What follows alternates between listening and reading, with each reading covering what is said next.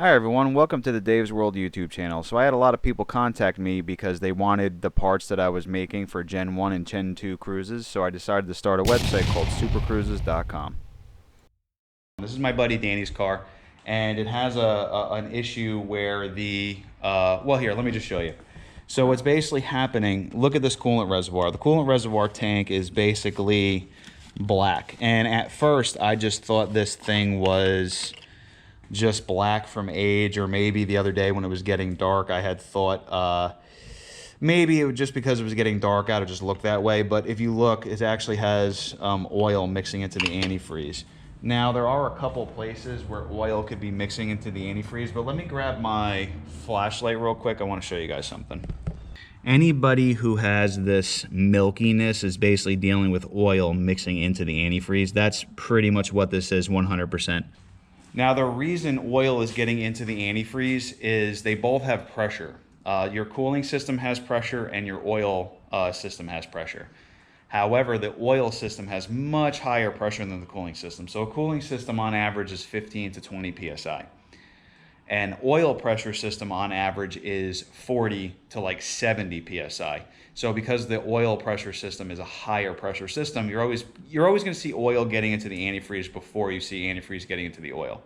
Now, there's a couple places on these engines that oil could be mixing with the antifreeze. Now, this is the 1.4 liter Ecotech.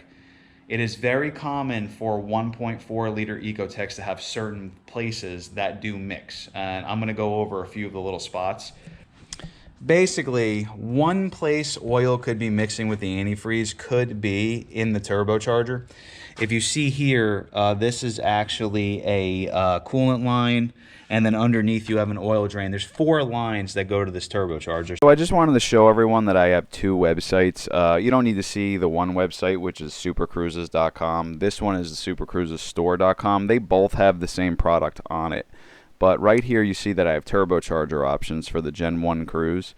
And the reason I'm bringing this up is because in my options you actually see a choice for basically replacing those lines that I was talking about in the video. A lot of times what happens is people buy, whether it's an OEM turbo or one of my upgraded turbos, they go to install it and they realize that these lines right here are actually damaged. A lot of times they're rusted out. This one in particular cracks because it's plastic.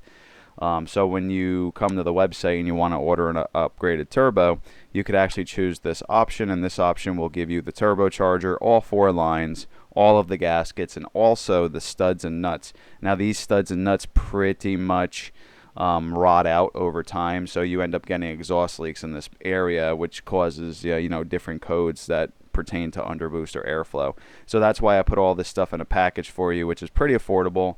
And it makes some pretty good power, and you pretty much replace everything turbocharger related.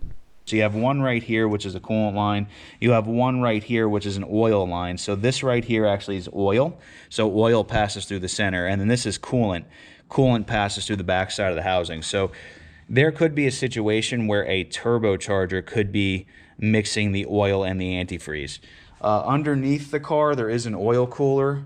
And then there's also a head. It is very common for the cylinder heads on these 1.4 liter Ecotech engines to actually have a crack or have a bad head gasket. So if your head gasket starts going bad, that's another place.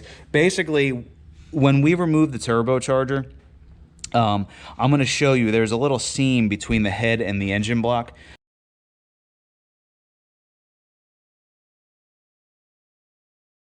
That little seam basically is where oil and antifreeze could mix. Now you could have a bad head gasket where the engine is running fine, but you might get mixing, so that could be the problem. Basically, it could be one of those parts or it could be all of those parts. The problem with these cars is when they get up in high mileage, this car being almost 200,000 miles, it could be literally anything.